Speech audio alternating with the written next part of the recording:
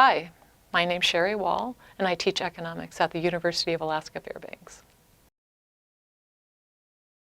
It is team-based learning, and I am really excited about this way of teaching. I teach in a large auditorium. Typically, I have 125 students in a section, and it's provided me a way to make this really large classroom a lot smaller. But the most exciting thing about it is I see the students learning a lot more than previously when I wasn't using team-based learning. And it creates this very exciting, dynamic classroom environment where the students get to know one another. And but the big thing too, for an economist, we're always looking at opportunity cost, and in this case, it lowers the cost of doing anything in the classroom.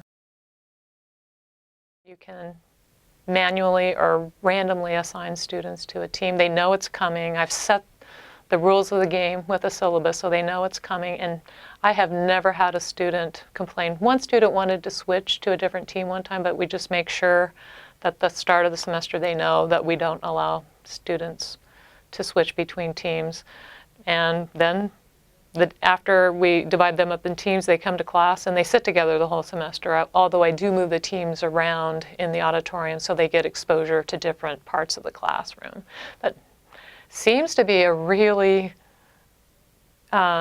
fluid process.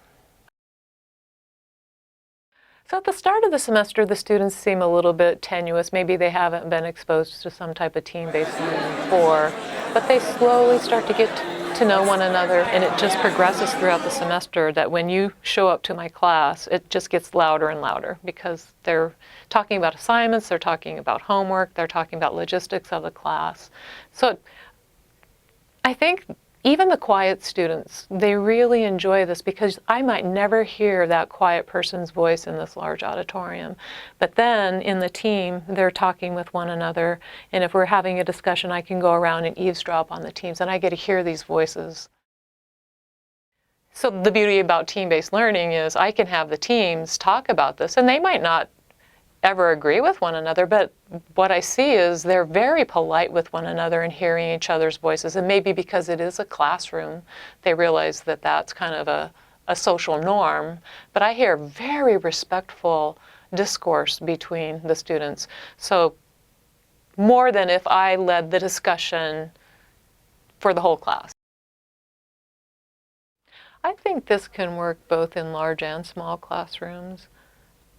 If you had a small classroom, even when I've taught in small classrooms, I've always had them do the think, pair, share thing. So it would lower the cost of doing anything because at the start of the semester, they'd already be divided up into groups. Before I knew about team-based learning, when I started any type of activity or a project, find a group of people, five to seven people, write your names on a piece of paper, and let's go do this thing.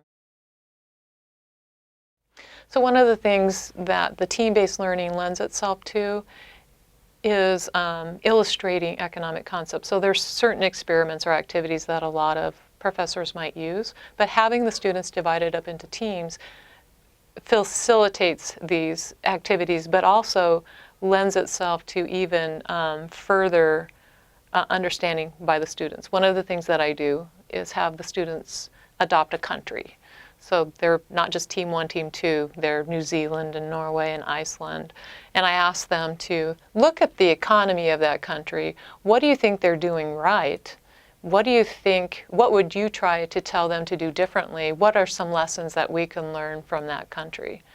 But also I think it's a pretty common activity for a lot of professors in an Econ 100 class. It's called a trade and exchange game. So you bring bags of goodies in a Ziploc bag, and every student gets one. So what I do with this activity now that I have my students divided up into teams that represent countries is, first of all, we have a round where they look at their bag and just give me a value from 1 to 10, just on how they value the contents of that bag. And with the clicker technology, I'm able to capture that information, and then we put it into Excel. Then they're allowed to trade within their own country. They can trade the entire bag with one of their country mates. And then they assess the value again, and we record that. Then we open up for international trade. So they can take the entire bag and trade with other countries.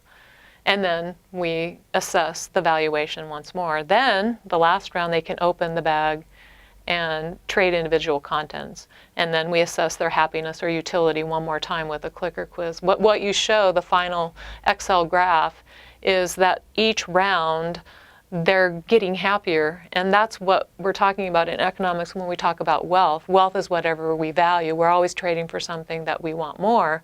So in this case, we're showing that trade and exchange creates wealth. You're always trading for something that you want more. And it's consumer and producer surplus. So what I see with team-based learning overall, I see higher levels of engagement with the students. I see them thinking critically, which is one of my big objectives for the students. I want them to be critical thinkers when they leave my class. And I see the student retention level has just gone through the roof. I lose just a few students throughout the semester. Most of them stay with the class. So team-based learning specifically in economics, it lowers the transaction cost of doing any type of activity. They're already in a team. We can have discussions. We can have them explain things to each other. We have time during class to work on the group projects that they're responsible for. It creates this energized, exciting, interactive classroom. We're encouraging students to be active learners versus passive learners, and it's moving the students up the Bloom's taxonomy of learning. This is really important for accreditation these days, and we're just going through the accreditation process. It incorporates the various learning styles. Some students are auditory, visual, kinesthetic, so hopefully we're tapping into all of these types of learning styles as much as we can.